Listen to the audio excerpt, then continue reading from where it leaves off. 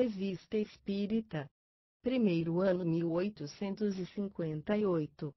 Jornal de Estudos Psicológicos. Publicada sob a direção de Allan Kardec. Revista Espírita, julho de 1858. Uma nova descoberta fotográfica. Vários jornais narraram o fato seguinte. O Sr. Badet, falecido em 12 de novembro último, depois de uma enfermidade de 3 meses, tinha o costume, diz o Leonborg Gnone de Dijon, cada vez que suas forcas lhe permitiam, de se colocar numa janela do primeiro andar, com a cabeça constantemente voltada para o lado da rua, a fim de se distrair vendo os transeuntes. Há alguns dias, a senhora Peltret, cuja casa fica defronte à da viúva senhora Badet, percebeu, na vidraça dessa janela, o Sr. Badet, ele mesmo, com seu boné de algodão, sua figura emagrecida, etc., enfim tal como havia visto durante sua enfermidade. Grande foi sua emoção, para não dizer mais. Ela chamou, não somente seus vizinhos, cujo testemunho poderia ser suspeito, mas, ainda, homens sérios, que perceberam, bem distintamente, a imagem do Sr. Badet sobre a vidraça da janela onde tinha o costume de se colocar. Mostrou-se também essa imagem à família do defunto, que imediatamente fez a vidraça desaparecer. Ficou, todavia, bem constatado que a vidraça tinha tomado a impressão da imagem da figura enferma, que aí estava como daguerreotipada, fenômeno que se poderia explicar se, do lado oposto à janela, houvesse tido uma outra por onde os raios solares pudessem chegar ao Sr. Badet, mas não havia nada, o quarto não tinha senão uma única janela. Tal é a verdade toda nua sobre esse fato espantoso, cuja explicação se deve deixar aos sábios.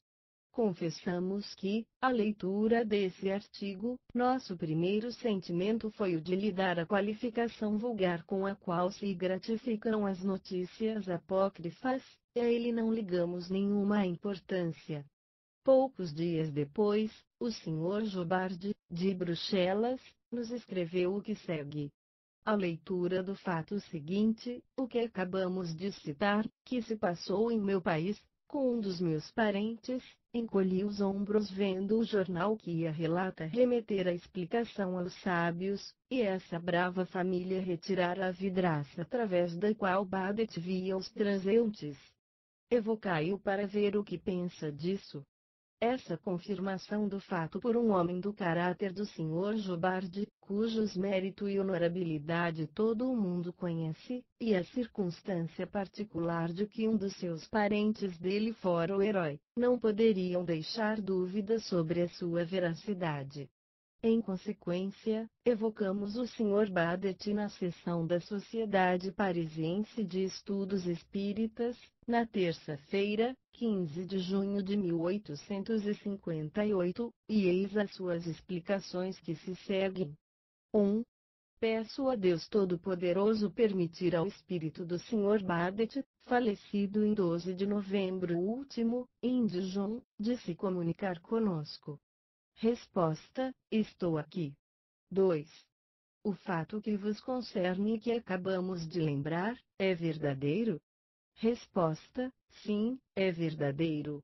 3. Poderíeis dele nos dar a explicação? Resposta: é um dos agentes físicos desconhecidos agora, mas que se tornarão usuais mais tarde. É um fenômeno bastante simples, semelhante a uma fotografia combinada com forças que não foram ainda descobertas por vós. 4. Poderíeis apressar o momento dessa descoberta pelas vossas explicações? Resposta: gostaria, mas é obra de outros espíritos e do trabalho humano. 5. Poderíeis nos reproduzir uma segunda vez o mesmo fenômeno? Resposta: não fui eu quem o produziu, foram as condições físicas, das quais sou independente. 6. Pela vontade de quem e com qual objetivo o fato ocorreu? Resposta: produziu-se quando eu estava vivo e sem a minha vontade, um estado particular da atmosfera o revelou depois. Estabelecida uma discussão entre os assistentes, sobre as causas prováveis desse fenômeno, e várias opiniões tendo sido emitidas sem que fossem dirigidas perguntas ao espírito, este disse espontaneamente: e a eletricidade e a galvanoplastia que agem também sobre o perispírito, vós não as tendes em conta. 7. Foi-nos dito há pouco que os espíritos não têm olhos. Ora, se essa imagem é a reprodução do perispírito, como ocorreu que ela haja podido reproduzir os órgãos da visão?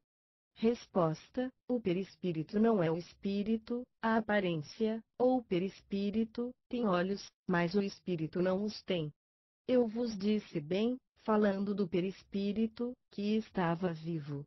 Nota: à espera de que essa nova descoberta seja feita, dar-lhe-emos o nome provisório de fotografia espontânea. Todo o mundo lamentará que, por um sentimento difícil de compreender, destruiu-se a vidraça sobre a qual estava reproduzida a imagem do Sr. Badet. Um tão curioso monumento teria podido facilitar as pesquisas e as observações próprias para o estudo da questão. Talvez viu-se nessa imagem a obra do diabo. Em todo caso, se o diabo esteve para alguma coisa nesse assunto, foi seguramente na destruição da vidraça, porque ele é o inimigo do progresso. Considerações sobre a fotografia espontânea. Resulta das explicações acima, que o fato, em si mesmo, não é sobrenatural nem miraculoso. Quantos fenômenos desse mesmo caso, deveram, nos tempos da ignorância, ferir as imaginações muito propensas ao maravilhoso. E, pois, um efeito puramente físico, que pressagia um novo passo na ciência fotográfica. O perispírito, como se sabe, é o envoltório semimaterial do espírito. Não é somente depois da morte que o espírito dele está revestido, durante a vida está unido ao corpo, é o laço entre o corpo e o espírito. A morte não é senão a destruição do envoltório mais grosseiro. O espírito conserva o segundo, que toma aparência do primeiro, como se dele tivesse retido a impressão. O perispírito é geralmente invisível, mas, em certas circunstâncias, ele se condensa e, se combinando com outros fluidos, torna-se perceptível à visão, algumas vezes mesmo tangível. É ele que se vê nas aparições. Quaisquer que sejam a sutilidade e imponderabilidade do perispírito, não deixa de ser uma espécie de matéria, cujas propriedades físicas nos são ainda desconhecidas. Desde que é matéria, pode agir sobre a matéria. Essa ação é patente nos fenômenos magnéticos. Acaba de se revelar sobre os corpos inertes pela impressão que a imagem do Sr. Badet deixou sobre a vidraça. Essa impressão ocorreu durante a sua vida, conservou-se depois de sua morte, mas era invisível. Foi preciso, ao que parece, a ação fortuita de um agente desconhecido, provavelmente atmosférico, para torná-la aparente. Que haveria nisso de espantoso? Não se sabe que se podem fazer desaparecer e reviver à vontade as imagens daguerreotipadas. Citamos isso como comparação, sem pretender a semelhança dos procedimentos. Assim, seria o perispírito do Sr. Badet que, emanando do corpo deste último, teria com o tempo, e sob o império de circunstâncias desconhecidas, exercido uma verdadeira ação química sobre a substância do vidro, análoga da luz. A luz e a eletricidade deveram, incontestavelmente, exercer um grande papel nesse fenômeno. Resta saber quais são esses agentes e essas circunstâncias. É o que, provavelmente, saber-se-á mais tarde, e essa não será uma das descobertas menos curiosas dos tempos modernos. Se é um fenômeno natural, dirão aqueles que negam tudo, porque é a primeira vez que se produziu. Perguntaremos, por nossa vez, por que as imagens daguerreotipadas não foram fixadas senão depois de Daguerre, porque não foi ele quem inventou a luz, nem as placas de cobre, nem a prata, nem os cloretos. Conhecem-se, há muito tempo, os efeitos do quarto escuro, uma circunstância fortuita colocou sobre o caminho da fixação, depois, com a ajuda do gênio, de perfeição em perfeição, chegou-se às obras-primas que vemos hoje. Provavelmente, seria o mesmo fenômeno estranho que acaba de se revelar, e quem sabe se ele nunca se produziu, se não passou desapercebido pela falta de um observador atento? A reprodução de uma imagem sobre um vidro é um fato vulgar, mas a fixação dessa imagem em outras circunstâncias que as das fotografias, o estado latente dessa imagem, depois sua reaparição, eis o que deve marcar nas magnificências da ciência. Crendo os espíritos nisso, deveremos nos emocionar com muitas outras maravilhas das quais várias nos foram assinaladas por eles. Honra, pois, aos sábios bastante modestos para não crerem que a natureza virou para eles a última página do seu livro. Se esse fenômeno se produziu uma vez, deverá se reproduzir. Provavelmente, é o que ocorrerá quando dele tivermos a chave. À espera disso, eis o que contou um dos membros da sociedade na sessão da qual falamos. Eu habitava, disse ele, uma casa em Montrose, era verão, o sol brilhava pela janela, sobre a mesa achava-se uma garrafa cheia de água, e sob a garrafa uma pequena esteira, de repente, a esteira pegou fogo. Se ninguém estivesse lá poderia ocorrer um incêndio sem que se lhe soubesse a causa. Experimentei 100 vezes produzir o mesmo efeito, e nunca tive sucesso. A causa física do incêndio é bem conhecida, a garrafa produziu o efeito de um vidro ardente, mas, por que não se pôde reiterar a experiência? É que, independentemente da garrafa e da água, havia um concurso de circunstâncias que operaram, de um modo excepcional, a concentração dos raios solares, talvez o estado da atmosfera, dos vapores, as qualidades da água, a eletricidade, etc., e tudo isso, provavelmente, em certas proporções desejadas, donde a dificuldade de cair justo nas mesmas condições, e a inutilidade das tentativas para produzir um efeito semelhante. Eis, pois, um fenômeno inteiramente do domínio da física, do qual se toma conhecimento, quanto ao princípio, e que todavia não se pode repetir à vontade. Viria o pensamento do cético mais endurecido negar o fato? Seguramente não. Porque, pois, esses mesmos céticos negam a realidade dos fenômenos espíritas, falamos das manifestações em geral, porque não podem manipulá-los à sua vontade.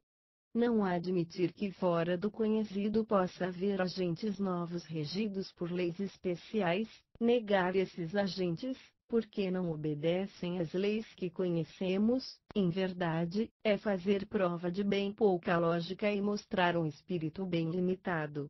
Voltemos à imagem do Sr. Badet, far-se-á, sem dúvida, como nosso colega com sua garrafa, numerosas tentativas infrutíferas antes de ter sucesso, e isso, até que um acaso feliz ou o esforço de um poderoso gênio haja dado a chave do mistério, então, provavelmente, isso se tornará uma arte nova com a qual se enriquecerá a indústria. Entendemos aqui uma quantidade de pessoas dizer-se, mas há um meio bem simples de ter essa chave, porque não é pedida aos espíritos.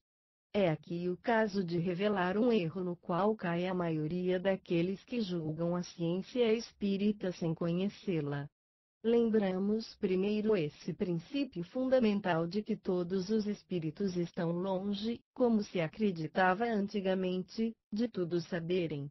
A escala espírita nos dá a medida de sua capacidade e de sua moralidade, e a experiência confirma, cada dia, nossas observações a esse respeito. Os espíritos, pois, não sabem tudo, e ocorre que, em certos assuntos, em todas as considerações, são bem inferiores a certos homens, eis o que não se deve jamais perder de vista. O espírito do Sr. Badet, o autor involuntário do fenômeno que nos ocupa, revela pelas suas respostas uma certa elevação, mas não uma grande superioridade. Ele mesmo se reconhece inabilitado para dar uma explicação completa. Seriam, disse, a obra de outros espíritos e do trabalho humano. Essas últimas palavras são todo um ensinamento.